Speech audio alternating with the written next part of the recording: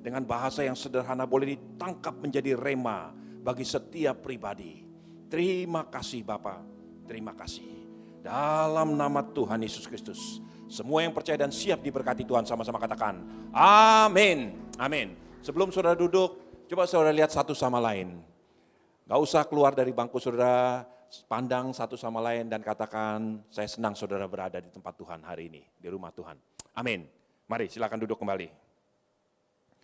Puji Tuhan, puji-pujian yang sangat luar biasa, roh kita diangkat untuk memuliakan nama Tuhan hari ini.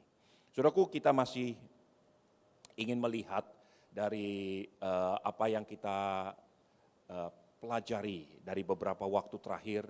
Saudaraku, karena sebuah janji, satu pribadi yang namanya Paulus itu dipulihkan di dalam menghadapi gelombang badai yang begitu luar biasa yang ditulis di dalam Kisah Rasul 27. Paulus terus berjalan dan Tuhan menggenapi kebenaran firman-Nya. Tuhan melakukan satu perkara. Saudaraku, saudara tangkap ini sebagai satu perkara untuk diaplikasikan ke dalam hidup kita masing-masing. Terutama pada waktu-waktu seperti ini, di mana setiap kita menghadapi yang namanya gelombang badai, saudaraku. Nah, saudaraku, kalau saudara yang belum memahami kebenaran ini, saudara bisa melihat dari archive kita di YouTube. Dengan teknologi sekarang kita bisa save semua isi firman Tuhan dan kita akan melihat hari ini, kita akan teruskan satu bagian dari Kisah Rasul 27 ini yang sangat luar biasa. Saudaraku, saudara lihat, perhatikan Kisah Rasul 27 ayat 21 sampai ayat yang ke-24. Kisah Rasul 27 ayat 21 sampai 24, silakan. Kisah para Rasul 27 ayat yang ke-21. Dan karena mereka beberapa lamanya tidak makan, berdirilah Paulus di tengah-tengah mereka dan berkata, saudara-saudara, jika sekiranya nasihatku dituruti, supaya kita jangan berlayar dari kereta, kita pasti terpelihara dari kesukaran dan kerugian ini. Tetapi sekarang, juga dalam kesukaran ini, aku menasihatkan kamu, supaya kamu tetap bertabah hati, sebab tidak seorang pun di antara kamu yang akan binasa kecuali kapal ini. Karena tadi malam seorang malaikat dari Allah, yaitu dari Allah yang aku sembah sebagai miliknya, berdiri di sisiku, dan ia berkata, jangan takut, Paulus, engkau harus menghadap Kaisar, dan sesungguhnya oleh karunia Allah, maka semua orang yang ada bersama-sama dengan engkau di kapal ini akan selamat karena engkau. Saudara perhatikan kembali ayat yang ke-24 dengan perlahan-lahan bagian terakhir. Coba tolong ditampilkan.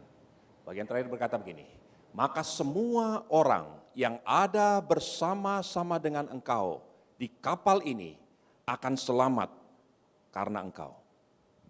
Saudaraku, coba saudara renungkan dan perhatikan kebenaran firman ini. Betapa luar biasanya hidup Paulus di hadapan Tuhan. Bahkan sampai Tuhan sendiri berkata begini, semua orang yang ada di dalam kapal ini akan selamat, bukan karena siapa-siapa. Itu karena engkau Paulus. Dan karena engkau sendiri, maka seluruh orang yang ada dalam kapal ini akan selamat. Saudaraku, saya perhatikan dan saya renungkan, saya ulang-ulang kembali bagian ini. Saya lihat betapa luar biasanya hidup seorang yang takut akan Tuhan. Seorang yang mengenal Tuhan dengan sungguh-sungguh. Orang itu akan mengalami satu perkara yang sangat luar biasa. Inilah yang disebut berdampak secara positif. Sungguh-sungguh seluruh kapal akan diselamatkan hanya karena satu orang, yaitu Paulus. Nah, saudaraku, hari ini kita akan lihat lagi perkara ini secara lebih mendalam. Saudaraku, di dalam kehidupan anak-anak Tuhan, di sini saya melihat bahwa janji Tuhan itu terjadi. Kalau ada satu orang benar, maka seluruh orang-orang yang ada bersama-sama dengan dia akan diselamatkan. Nah, saudaraku, Saudara perhatikan kebenaran firman Tuhan ini, supaya kita hari ini sungguh-sungguh bisa mempelajari bagaimana berdampaknya hidup saudara bagi sosialitas, bagi masyarakat, bagi keluarga saudara, yang akan menjadi satu hal yang sangat luar biasa untuk kita betul-betul fahami.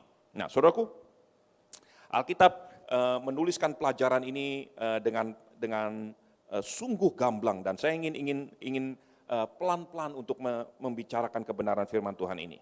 Saudaraku, saya ingin sampaikan dua premises, dua dasar untuk menjadi pedoman bagi setiap kita.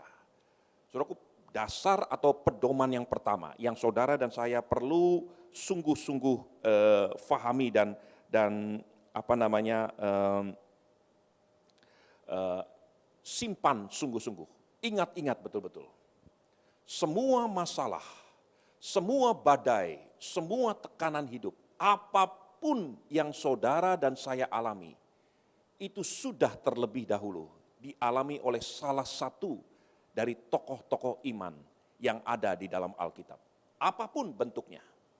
Nanti kita akan lihat. Semua kita menghadapi hari-hari ini masalah dan tekanan, badai yang menerpa hidup kita. Tapi setiap masalah yang kita hadapi, semuanya sudah pernah dihadapi dahulu oleh orang-orang yang lebih dahulu mendahului hidup kita. Dan kisah hidup orang-orang itu dicatat di dalam Alkitab. Untuk apa? Untuk saudara dan untuk saya. Saudaraku, nanti saudara bisa lihat di dalam Roma 15 ayat yang keempat, 1 Korintus 10 ayat yang ke-11 dan yang lain-lain. Di situ dijelaskan dengan sangat gamblang bahwa semua catatan-catatan tentang orang-orang yang lebih dahulu mendahului kita, para tokoh-tokoh iman, itu dicatat semuanya. Tujuannya untuk kebutuhan saudara dan kebutuhan saya. Supaya kita bisa belajar dari semua pengalaman-pengalaman. Nah, saudaraku, itu dasar yang pertama. Dasar yang kedua, premises yang kedua yang saudara dan saya perlu betul-betul ingat baik-baik. Tidak pernah ada mujizat terjadi tanpa didahului dengan masalah. Semakin besar mujizat terjadi, berarti masalah yang dihadapi justru semakin lebih besar lagi. Gak pernah ada mujizat terjadi di dalam Alkitab tanpa didahului dengan masalah atau tekanan. Saudaraku, mujizat pertama yang Tuhan Yesus lakukan, merubah air menjadi anggur. Tapi itu didahului dengan kekurangan anggur. Rasa malu yang akan diderita oleh pemilik pesta, oleh pengantin dan pemimpin pesta. Mereka sedang mengalami masalah, krisis di dalam pernikahannya. Tidak ada lagi anggur manis yang bisa dibagikan. Tidak ada lagi sukacita yang bisa dibagikan. Dalam keadaan seperti itu, mujizat terjadi. Tuhan Yesus merubah air menjadi anggur. Lazarus dibangkitkan dari kematiannya, tetapi semua itu didahului dengan kematian Lazarus. Dan bahkan dibiarkan mati sampai 4 hari. Semua mujizat yang besar itu selalu didahului oleh masalah, tekanan, badai, apapun bentuknya.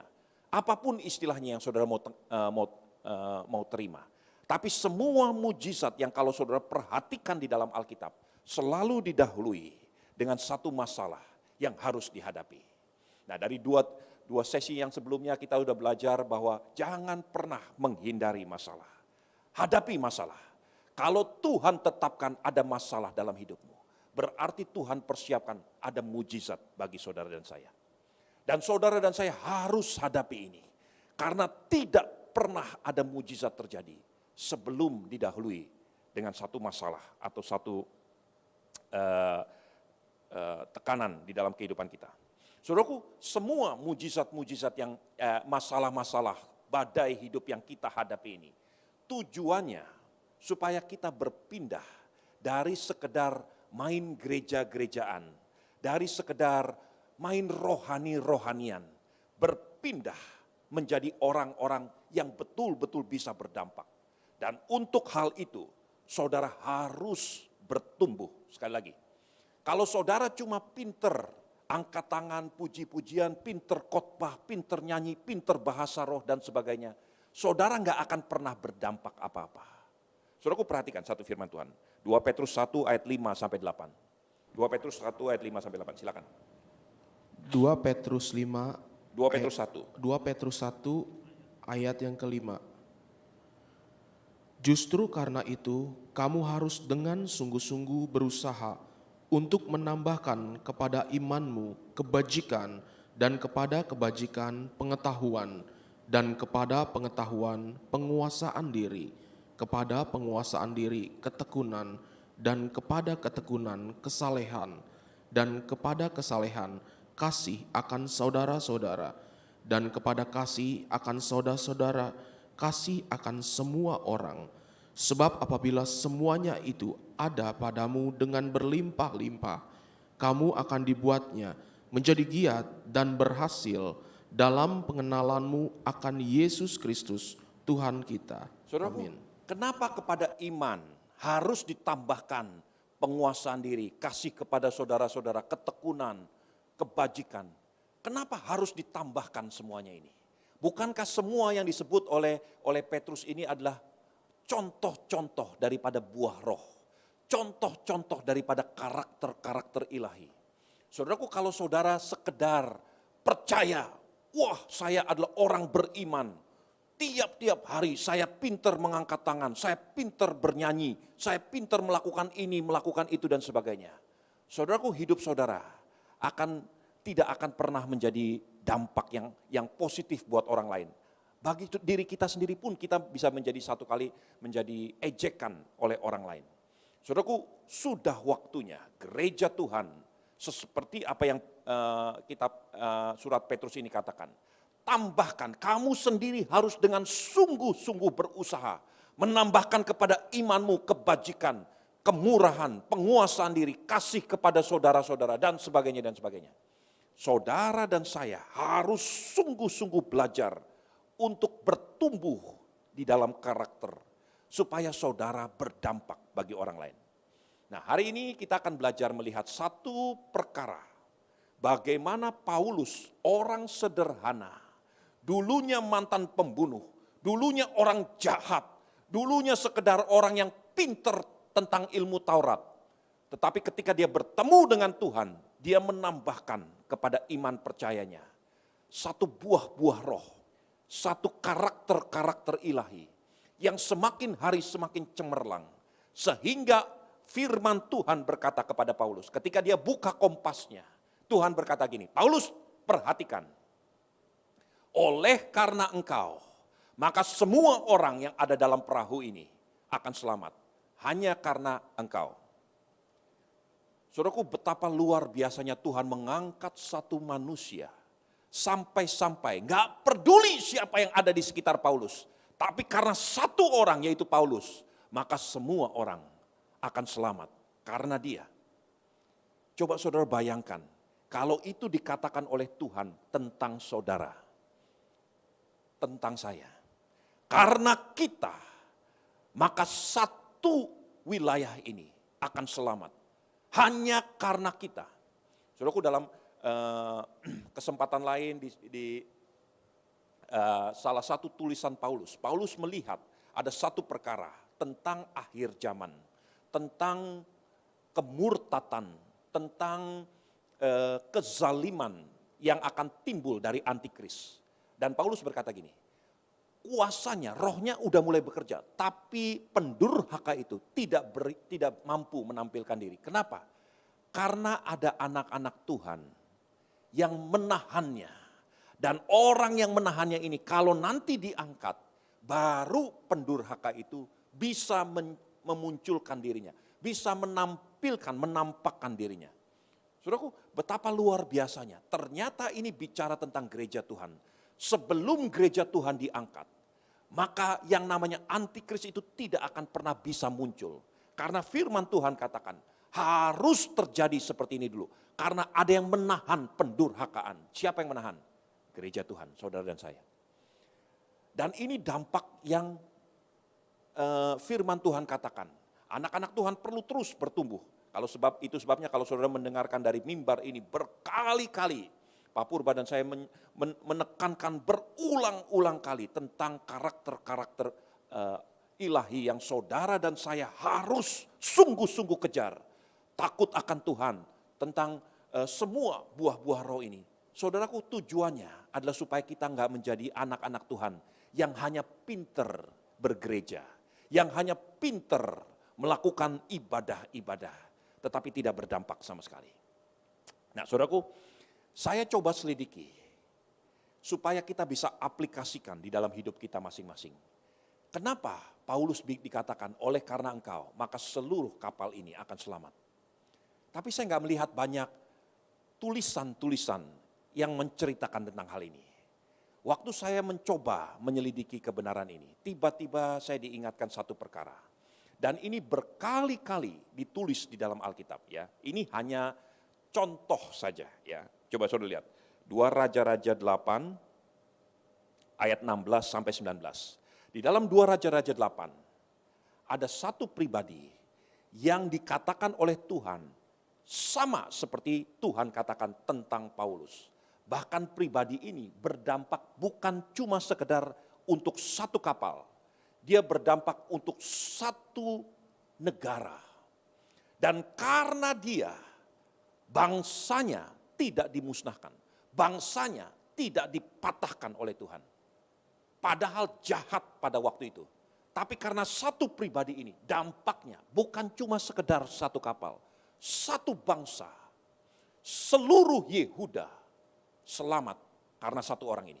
Lihat, 2 Raja-Raja 8 ayat 16 sampai 19, silakan. 2 Raja-Raja 8 ayat 16. Judul perikop Yoram Raja Yehuda. Dalam tahun kelima zaman Yoram anak Ahab Raja Israel, pada waktu itu Yosafat adalah Raja Yehuda.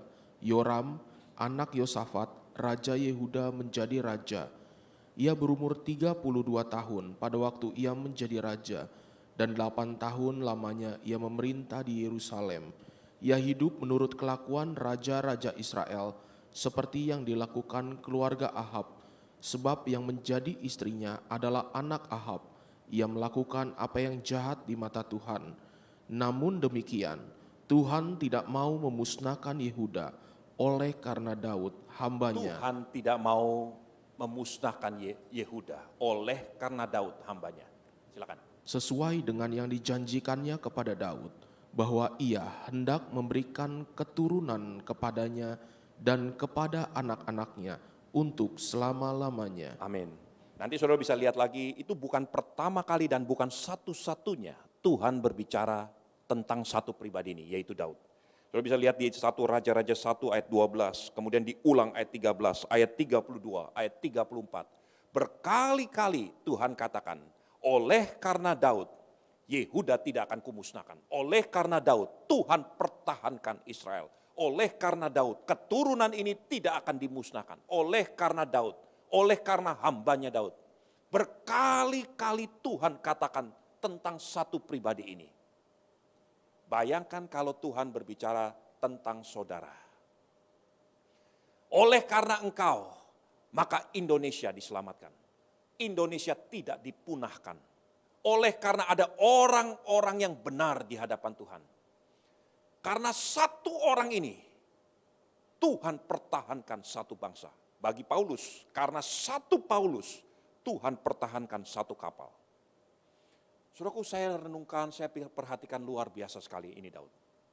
Sungguh-sungguh berdampaknya, bahkan jauh setelah dia mati. Pada waktu itu Israel dipimpin oleh seorang yang namanya Yosafat. Yehuda dipimpin oleh seorang dari keturunan Daud yang namanya Yosafat. Dia jahat, dia memperistri orang keturunan orang jahat, yaitu anak Ahab. Saudaraku, dan dia berbuat jahat di mata Tuhan.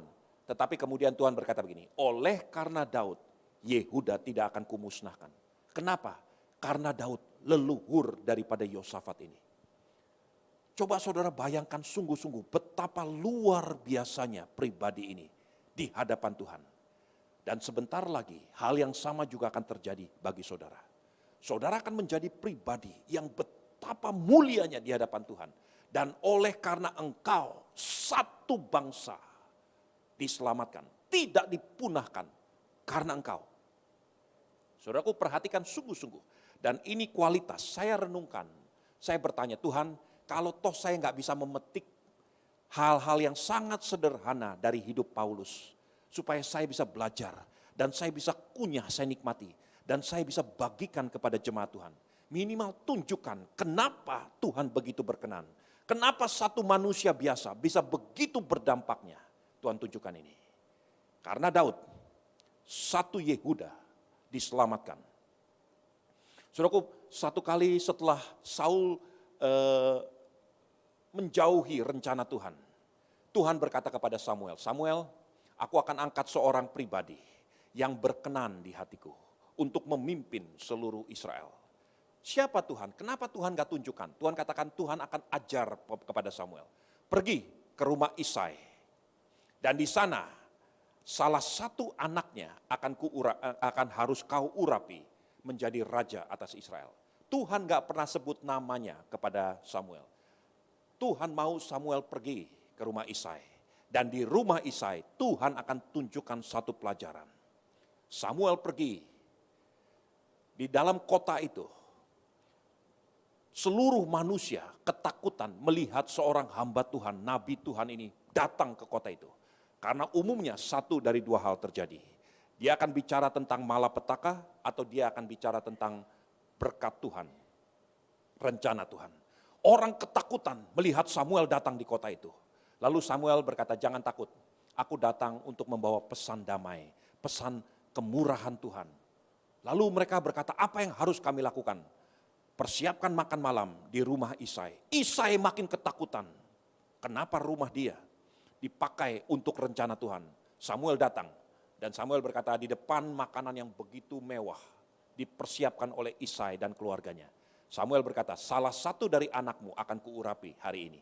Coba tunjukkan anakmu satu persatu. Datang yang pertama paling tua, namanya Eliab. Gagah perkasa, luar biasa. Samuel berpikir, sekarang di hadapanku berdiri seorang yang diurapi. Lalu Tuhan berkata kepada Samuel, Samuel jangan pandang parasnya, jangan pandang perawakannya, sebab dia telah kutolak. Kenapa dia kutolak? Karena aku melihat hati, bukan melihat parasnya. Lalu datang anak kedua, namanya Abinadab. Lalu Tuhan berkata hal yang sama kepada Samuel. Datang anak yang ketiga, namanya Syama. Sama persis, keempat, kelima, keenam, ketujuh. Samuel jadi bingung. Lalu Samuel berkata kepada Isai, Isai, apakah ini semua anak-anakmu? Isai berkata, oh iya masih ada lagi si satu, si bungsu. Masih ya belasan tahun. Dia itu cuma kerjanya jaga kambing domba. Baunya seperti kambing domba. Mungkin tampangnya juga mirip-mirip kambing domba. Kadang-kadang saya berpikir ini anak saya atau anak kambing. Karena mirip baunya, wajahnya, semua. Dan dia bisa bicara dengan kambing. Dia bisa panggil kambing domba. Orangnya agak aneh, makanya saya nggak bawa ke pesta ini. Samuel berkata, panggil dia, kita tidak akan makan sebelum dia datang. Daud datang tertatih-tatih seperti anak lugu yang bodoh. Anak muda, wah salah apa saya? Apakah kambing lupa dikasih makan hari ini? Apakah lupa dikasih minum? Dan sebagainya, ketakutan.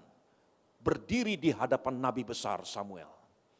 Lalu dia nggak mampu berdiri. Samuel berkata, Samuel keluarkan tanduknya berisi minyak zaitun murni yang biasa dipakai untuk mengurapi perabot-perabot dalam rumah Allah. Dituang ke atas kepala Daud. Dan Samuel berkata, hari ini engkau kuurapi sebagai raja atas Israel. Sejak waktu itu berubah total hidup Daud. Roh Tuhan berkuasa atas hidup Daud. Itu sebabnya saya ingin sampaikan kepada semua hamba-hamba Tuhan. Perhatikan apa yang saya ingin sampaikan. Jangan pandang rendah pengurapan yang saudara sudah terima. Sekali lagi, jangan pernah pandang rendah pengurapan yang saudara sudah terima. Jangan mudah menyerah.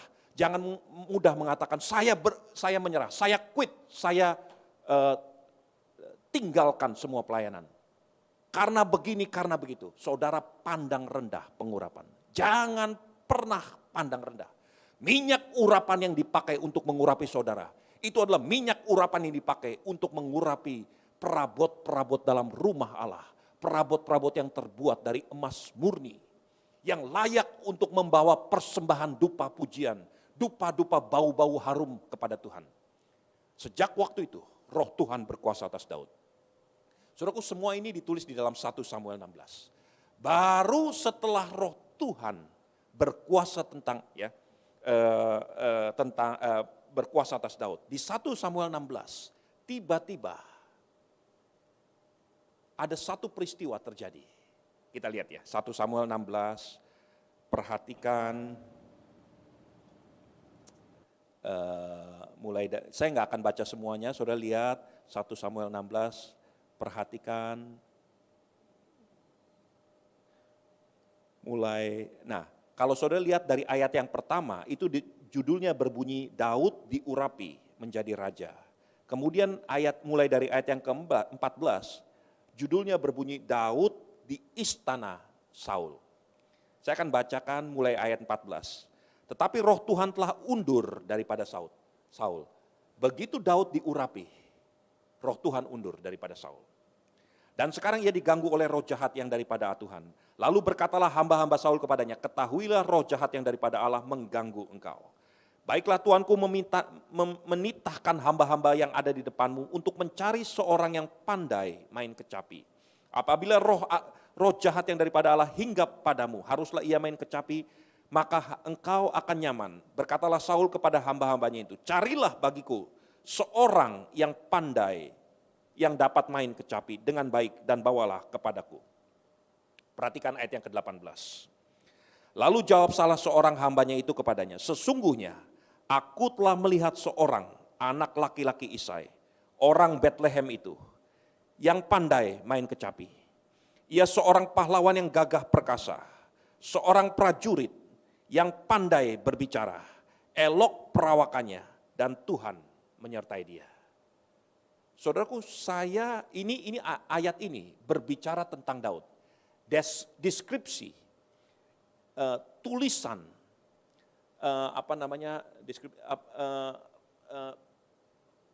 penjelasan tentang siapa Daud. Dan waktu saya perhatikan, ternyata ini berbicara tentang kualitas karakter dari seorang yang namanya Daud. Ada 6 kualitas karakter yang ditulis tentang Daud. Perhatikan ayat 18 sekali lagi. Seorang hamba itu berkata kepadanya, sesungguhnya aku telah melihat seorang anak laki-laki Isai, orang Bethlehem itu. Yang satu, pandai main kecapi. Ia seorang pahlawan yang gagah perkasa. 3, dia seorang prajurit.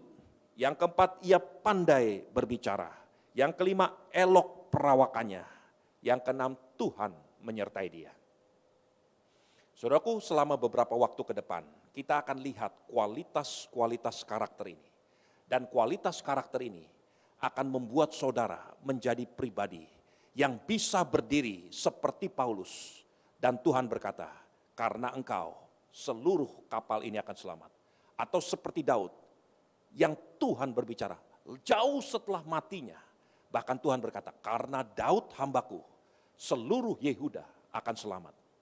Perhatikan sungguh-sungguh dan saudara tangkap, catat betul-betul. Dan saudara aplikasikan di dalam hidupmu masing-masing. Karena ini tujuan firman Tuhan. Dari 6 kriteria, 6 kualitas karakter yang dituliskan oleh Alkitab tentang siapa Daud. Kualitas karakter pertama yang muncul adalah seorang yang pandai bermain kecapi. A skillful musician. Seorang yang pandai memainkan kecapinya. Saudaraku, saya bayangkan, saya renungkan. Seandainya semua kita yang sudah mengenal, belajar firman Tuhan tentang Daud, diperintahkan, coba sebutkan kualitas Daud. Sebagian besar orang saya percaya akan berkata begini, oh Daud adalah seorang pahlawan yang gagah perkasa.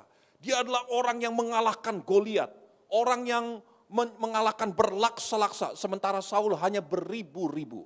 Itu yang paling menonjol tentang Daud.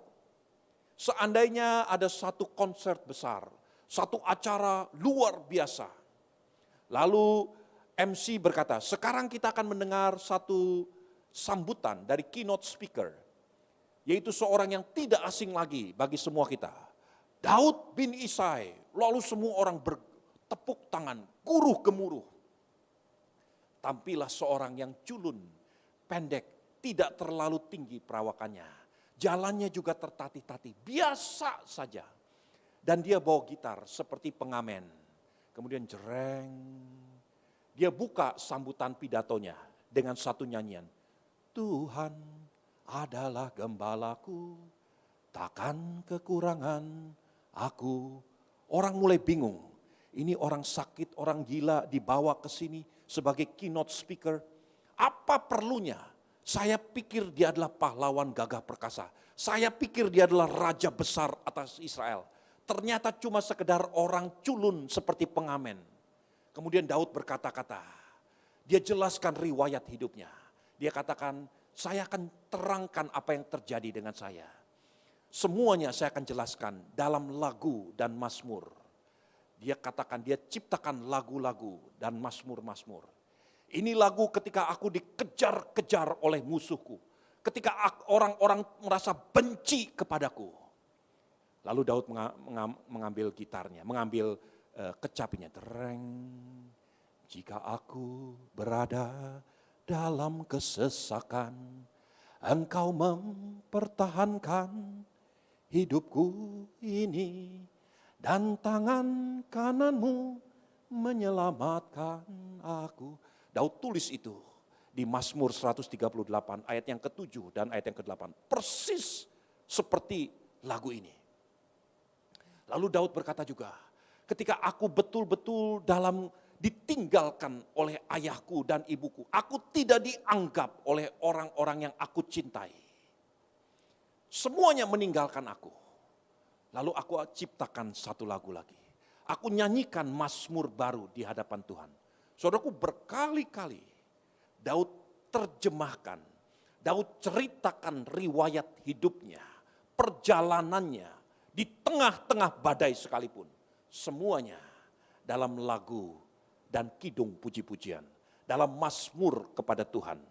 Itu yang paling menonjol daripada Daud.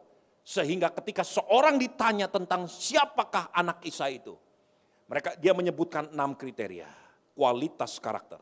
Dan kualitas karakter yang paling pertama muncul adalah a skillful musician. Seorang yang pandai bermain kecapi.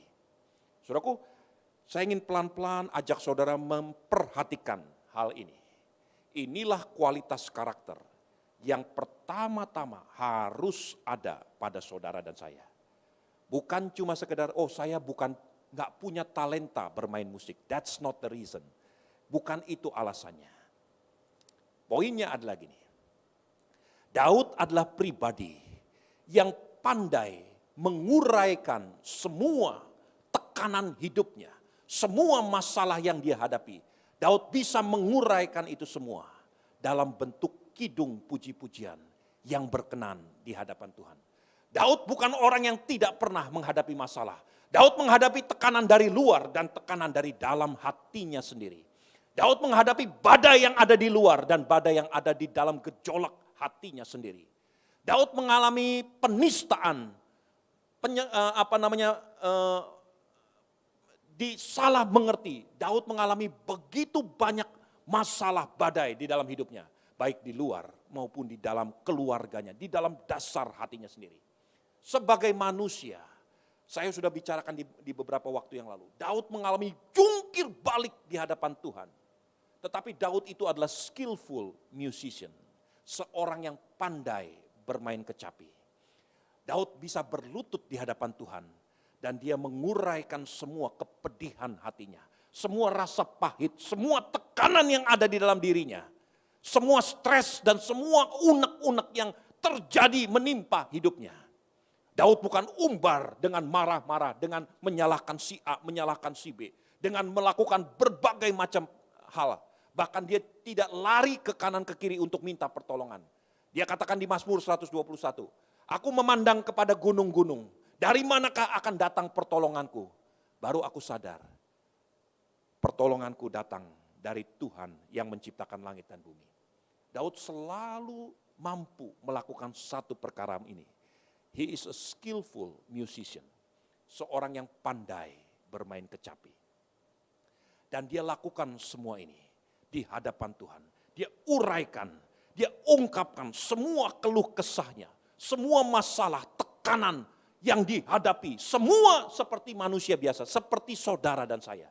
Bedanya adalah ketika saudara menghadapi masalah, what do you do? Apa yang saudara lakukan? Kecewa, tinggalkan Tuhan, salahkan si A, minta pertolongan, ngutang ke kanan ke kiri, lakukan ini, lakukan itu. Daud nggak lakukan itu. He's a skillful musician. Dia adalah seorang yang pandai bermain kecapi. Daud uraikan semua keluh kesahnya di kaki Tuhan.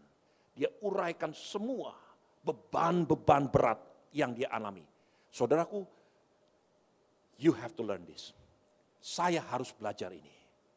Kalau kita nggak belajar ini, saudara akan menjadi pribadi yang penuh dengan stres.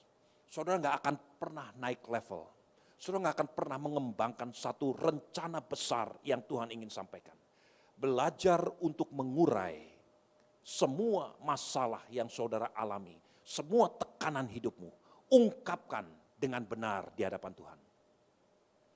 Saudaraku, ketika saya mulai merenungkan ini, tiba-tiba Tuhan ingatkan kembali akan apa yang terjadi dengan Paulus.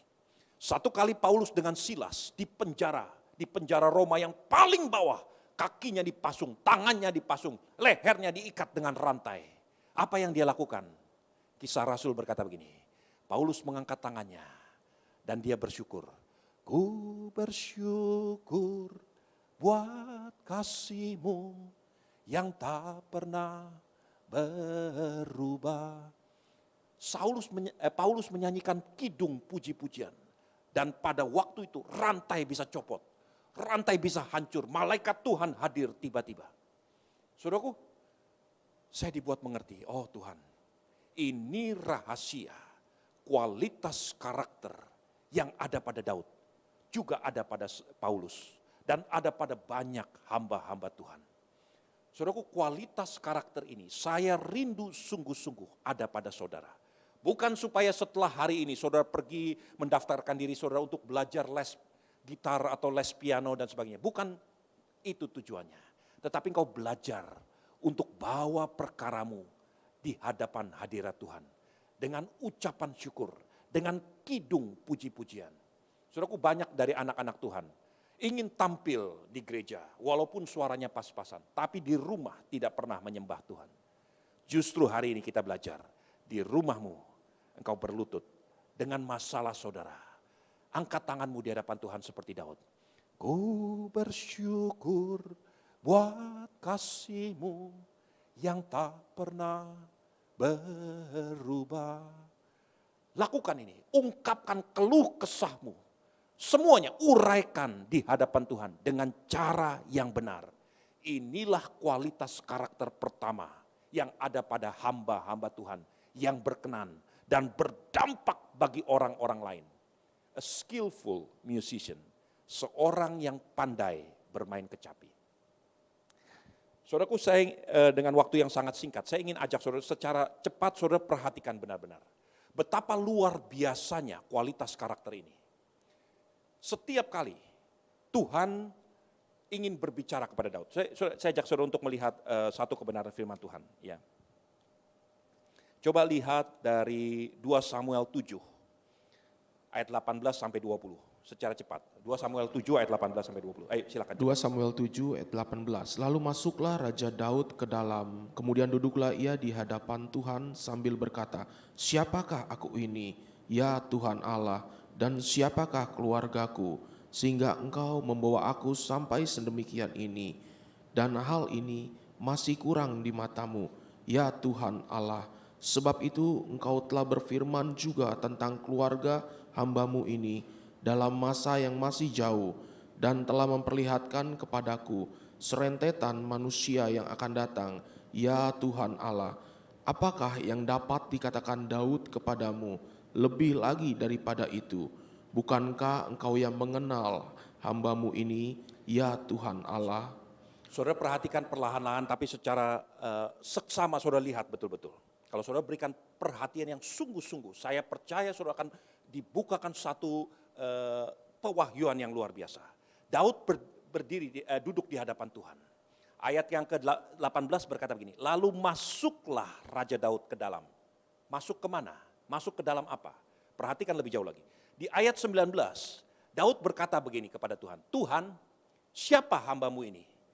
Kalau hal itu masih kurang di matamu tentang aku ya Tuhan. Sebab itu engkau telah berfirman juga tentang keluarga hambamu. Tuhan berbicara bukan hanya tentang Daud, tapi tentang keluarga Daud. Lalu Daud berkata begini, sebab engkau telah berfirman tentang keluarga hambamu ini dalam masa yang masih jauh dan telah memperlihatkan kepadaku serentetan manusia yang akan datang. Ya Tuhan Allah. Saudaraku, saya ingin sampai, perhatikan ke depan. Saudara simak betul-betul. Daud masuk ke dalam. Masuk bukan hanya ke dalam hadirat Tuhan. Seorang yang pandai bermain kecapi. Ketika Daud memainkan puji-pujiannya, mengungkapkan, menguraikan semua masalah yang dihadapi, semua beban berat yang dihadapi, dia masuk ke dalam hadirat Tuhan. Tapi sesungguhnya Tuhan bawa Daud masuk ke dalam jantungnya Tuhan. Tuhan bawa Daud masuk untuk mendengar detak jantung Tuhan. Di dalam jantungnya Tuhan, Daud diperlihatkan satu rencana agung jauh ke depan. Bukan hanya tentang Daud, tentang orang-orang, serentetan orang-orang yang akan lahir sesudah Daud. Kalau saudara lihat Matius 1 ayat yang pertama sampai terus selanjutnya, itu berbicara tentang silsilah orang-orang dari Abraham sampai kepada Yesus Kristus yang disebut sebagai keturunan Daud. Nah saudaraku, saya ingin pelan-pelan ajak saudara betul-betul memahami betapa luar biasanya perkara ini. Ketika Daud memainkan kecapinya, menguraikan semua beban-bebannya, Tuhan ajak Daud masuk ke dalam dasar hatinya. Dan Tuhan perlihatkan rencana agungnya, blueprint yang ada di dalam jantungnya Tuhan singkapkan. Dan Tuhan katakan kepada Daud, lihat, aku akan pertunjukkan, aku akan buktikan perkataan-perkataan tentang manusia, serentetan manusia yang akan datang sesudah engkau. Siapa manusia-manusia yang akan datang sesudah Daud? Matius 1 ayat yang pertama terus sampai selanjutnya membagi ada 3 kategori. Dari Abraham sampai kepada Daud ada 14 keturunan. Dari Daud sampai kepada pembuangan ke Babel ada 14 keturunan. Dari pembuangan ke Babel sampai kepada Kristus Yesus ada 14 keturunan. Semua ini nanti saudara lihat sendiri di dalam Matius 1 ayat pertama dan selanjutnya. Raja-raja semuanya. Ada perkara-perkara yang orang nggak tahu, tapi Daud sudah tahu. Saudaraku, di dalam Mazmur 138, coba saudara lihat ya. Mazmur 138. Mungkin saudara nggak pernah sadar bahwa ini adalah firman Tuhan. Mazmur 138. Nyanyian syukur atas pertolongan Tuhan.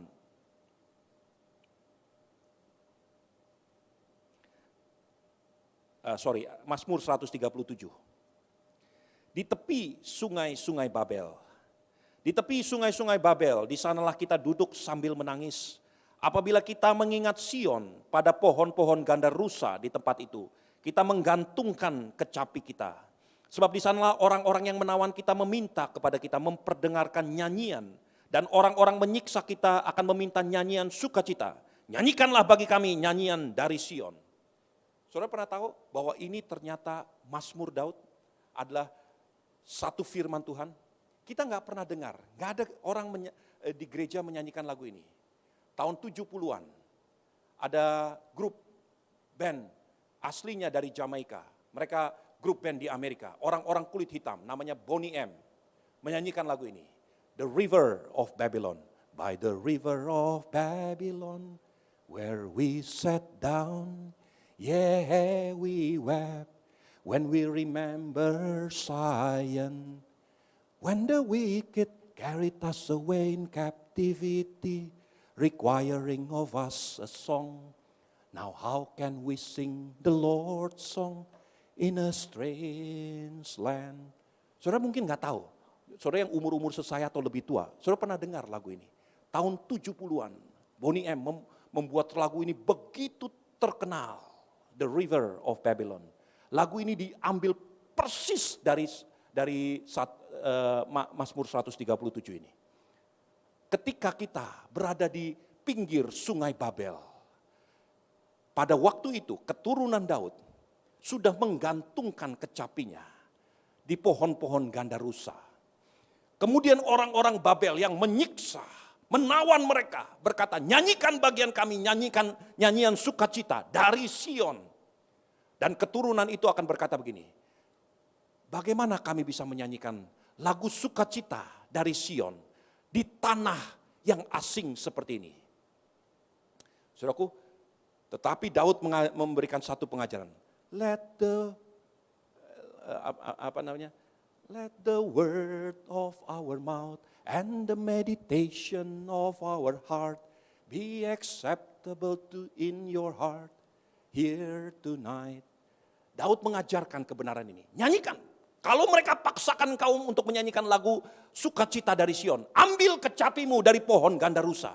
Nyanyikan di depan mereka. Orang-orang yang menyiksa engkau. Orang-orang yang menawan engkau. Saudaraku, itu adalah sesuatu yang Tuhan tunjukkan. Baru 14 keturunan lagi akan terjadi. Salah satu daripada anak Daud akan ditawan menjadi tawanan di Babel. Kemudian salah satu daripada orang-orang yang ditawan itu, orang Yehuda yang ditawan itu, ada seorang anak muda bernama Daniel. Di Daniel 5, kualitas yang ada pada Daniel, Alkitab berkata begini, nanti saudara lihat selidiki sendiri, karena waktunya saya nggak akan uraikan semuanya, baca ayat-ayatnya. Di Daniel 5, orang-orang yang ada di Babel melihat hidup Daniel, dan mereka ngadu kepada Raja Nebukadnezar, ketika dicari seorang yang luar biasa. Lalu mereka berkata tentang Daniel, di sini ada seorang yang berasal dari tanah Yehuda. Orang itu pandai menguraikan kekusutan. Sekali lagi, salah satu kualitas yang disebut orang tentang Daniel adalah dia mampu mengurai kekusutan. Sama seperti Daud, mampu mengurai masalah-masalah dengan kidung puji-pujian. That's the quality of a character. Saudaraku, tekanan pasti terjadi. Masalah pasti terjadi. Tetapi bagaimana saudara mampu mengurai masalah itu. Mampu mengurai kekusutan ini. Itu adalah kualitas karakter. Kadang-kadang kita nggak mampu. Kapal itu bagi Paulus tidak dapat dikendalikan lagi. Diombang-ambingkan, tidak lagi dapat terkendali. Paulus belajar satu perkara. Dia mengurai kekusutan dengan membuka kompasnya. Dia menyembah Tuhannya. Saudaraku, ini kualitas yang saudara dan saya harus miliki. And that is the first quality. Itu karakter kualitas pertama. Dan itu yang disebutkan orang tentang Daud. Dia seorang yang pandai bermain kecapi. Saudaraku, Mazmur 41. Kalau saudara lihat Mazmur 41 ayat yang ke-10, saudara akan melihat referensi yang dibuat oleh Lembaga Alkitab Indonesia tentang apa dan tentang siapa Mazmur 41 itu berbicara. Daud berkata begini, semua orang meninggalkan aku di Mazmur 41. Bahkan sahabat karibku yang makan rotiku telah mengangkat tumitnya melawan aku. Lembaga Alkitab Indonesia sadar betul ini berbicara tentang Yesus Kristus yang disebut sebagai anak Daud, keturunan Daud. Dia melihat perkara-perkara bahwa anak keturunannya akan dihianati oleh orang yang makan rotiku, kemudian mengangkat tumitnya melawan aku, tentang Yudas Iskariot. Saudara bisa bayangkan, 14 keturunan sebelumnya, Daud dibukakan tentang apa yang akan terjadi di Babilonia. Kemudian 28 keturunan sebelumnya, Daud dibukakan tentang apa yang akan terjadi dengan Yesus Kristus, anak Daud. Semuanya itu dia dapatkan ketika dia masuk ke dalam jantungnya Tuhan. Dan di dalam jantungnya Tuhan, itulah sebabnya Daud berkata gini, siapa aku ini? Kalau itu belum cukup, engkau tunjukkan serentetan manusia yang akan datang di dalam hidupku. Saudaraku, saya ingin sampaikan satu kebenaran, karena waktu yang sangat singkat. Belajar untuk bisa memiliki karakter ini, mengurai kekusutan. Karena di situ saudara akan mendapat hikmat luar biasa tentang hal-hal yang akan datang. Perkara-perkara yang saudara nggak ngerti.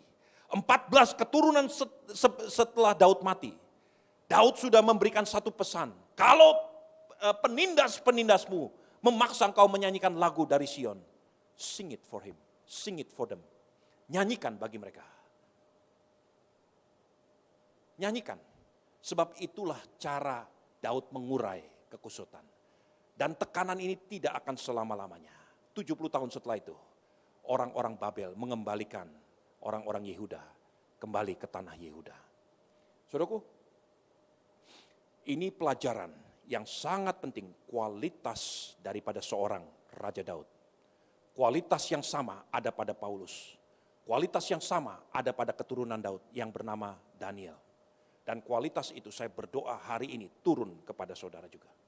Supaya saudara mampu mengurai kekusutan dengan membawanya dalam kidung puji-pujian. Semua kita, sekali lagi, setiap pribadi akan mengalami masalah, akan mengalami tekanan, stres berat, mengalami badai tekanan. But don't worry, bawa kehadirat Tuhan. Maka saudara akan belajar satu kualitas yang berkenan di hadapan Tuhan. Saudara mau lakukan ini? Setiap saudara sungguh-sungguh mau menerima kualitas karakter ini? Amin. Mari tundukkan kepala, saya undang hamba-hamba Tuhan. Nanti kualitas karakter yang lainnya kita akan bicarakan di waktu-waktu yang akan datang. Hari ini saudara buka hatimu sendiri di hadapan Tuhan.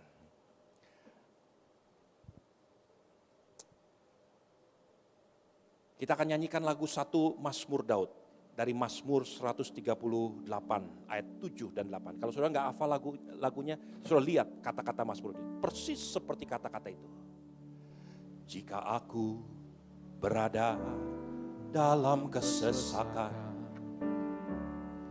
Engkau mempertahankan hidupku ini, dan tangan kananmu menyelamatkan aku.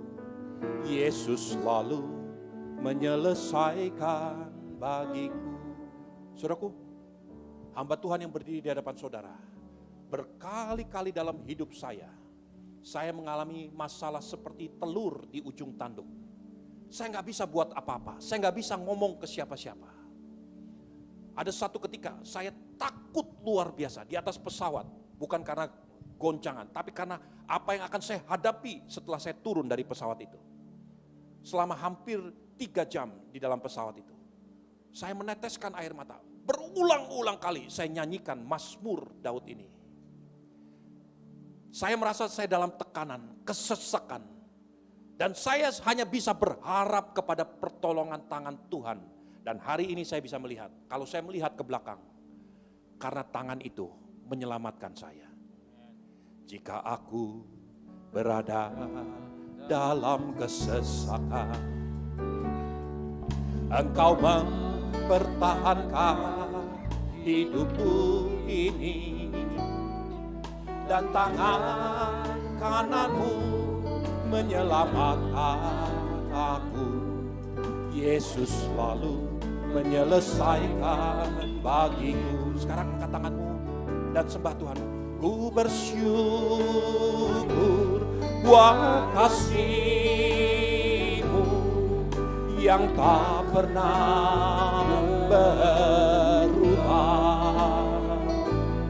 Ku bersyukur buat kebaikan-Mu sekarang dan selama-lamanya. Sebagai hamba Tuhan, saya hanya bisa menguraikan apa yang Tuhan sampaikan kepada saya. Dia buktikan kepada Daud. Aku buktikan, kata Tuhan kepada Daud. Aku berjanji, aku bawa engkau ke dalam jantungku. Dan aku perlihatkan serentetan manusia yang akan datang. 14 keturunan kemudian, tangan Tuhan tidak pernah meninggalkan keturunan Daud. Kemudian tambah lagi 14 keturunan setelah itu. Tangan Tuhan tetap tidak pernah meninggalkan. Sekalipun sahabat karibmu mengangkat tumitnya melawan kau, Tuhan Allahmu ada di pihakmu. Saudaraku, saya nggak tahu betapa bagaimana saya menekankan betapa pentingnya kualitas karakter ini. Kemampuan menguraikan kekusutan. Bagi Daud diungkapkan dan bagi Paulus dalam kidung puji-pujian penyembahan kepada Tuhan. Saudaraku, bagi Daniel turunlah hikmat yang begitu luar biasa. Hari ini, entah saudara sedang ada dalam badai, atau saudara sadar saudara perlu kualitas ini. Semua mata tertutup. Kalau saudara sadar, saya pikir saya berhikmat. Ternyata saya perlu lebih daripada segala-galanya. Satu kualitas yang ada pada Daud. Seorang yang pandai bermain kecapi. Seorang yang mampu mengurai kekusutan. Kalau itu saudara, kalau itu perkataan hatimu, angkat tanganmu di hadapan Tuhan. Hanya saudara yang benar-benar butuh kualitas karakter ini. Angkat tanganmu di hadapan Tuhan. Sekarang letakkan tanganmu sendiri di dadamu. Minta kepada Tuhan. Seperti Salomo berkata, Tuhan beri aku hikmat. Hari ini berkata, Tuhan beri aku kualitas untuk pandai bermain kecapi di hadapanmu. Untuk pandai mengurai kekusutan. Aku perlu itu Tuhan. Karena perjalanan di depan masih panjang. Dan aku perlu dituntun oleh tangan Tuhan yang luar biasa. Jika aku berada dalam kesesakan, Engkau mempertahankan hidupku ini, dan tangan kananmu menyelamatkan aku. Tuhan, hari ini hamba berdoa untuk setiap pribadi yang menumpang tangan di dadanya masing-masing. Berikan hikmat seperti Engkau berikan kepada Daniel. Berikan juga mereka kemampuan skillful musician seperti Engkau berikan kepada Daud, Tuhan Yesus. Berikan roh yang sama seperti Engkau berikan kepada Daud dan kepada Paulus, Tuhan. Supaya hamba-hambamu, umatmu mampu berjalan melewati badai. Dan melihat penyertaan Tuhan yang tidak pernah undur daripada hidupnya. Melalui segala perkara mereka akan melihat campur tangan Tuhan yang luar biasa. Bangkit berdiri saudara. Angkat tanganmu di hadapan Tuhan, bersyukur untuk semua yang Tuhan buat dalam hidupmu. Haleluya. Si Bapa yang tak pernah berubah. Ku bersyukur ya Tuhan. Haleluya. Si Kabahana lama Kanku sekarang dan selama-lamanya. Mari kita satukan hati kita untuk berdoa. Bapa kami, Bapa kami yang ada di dalam kerajaan surga, dikuduskanlah kiranya namamu. Datanglah kerajaanmu, jadilah kehendakmu di bumi seperti di surga. Berilah kami pada hari ini makanan kami yang secukupnya. Dan ampunilah kami akan kesalahan kami, sama seperti kami telah mengampuni orang yang bersalah kepada kami. Dan janganlah bawa kami ke dalam pencobaan, tetapi lepaskanlah kami daripada yang jahat. Karena Engkaulah yang punya kerajaan dan kuasa dan kemuliaan sampai selama-lamanya. Ku bersyukur buat kasih-Mu yang tak pernah berubah. Oh, haleluya. Sekarang dan selama-lamanya. Sekarang gereja Tuhan, angkatlah kedua tanganmu. Pulanglah dan terimalah kualitas karakter seperti yang ada pada Daud. Seorang yang pandai bermain kecapi di hadapan Tuhan. Engkau akan memuliakan Tuhan sekalipun kau berjalan melewati badai. Engkau akan mampu mengurai segala kekusutan. Karena Tuhan Allahmu menyertai engkau.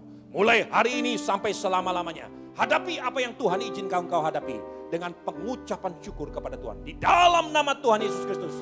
Semua yang percaya dan sudah diberkati sama-sama katakan amin. Amin. Terima kasih Yesusku. Terima kasih Yesusku. Hanya bagi Tuhanku.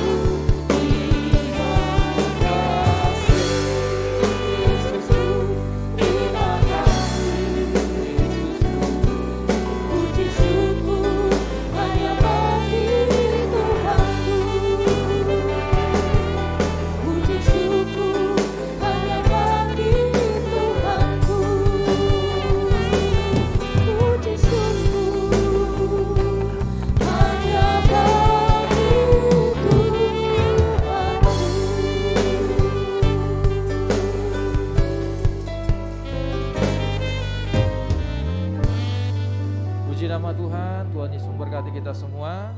Baik Bapak Ibu,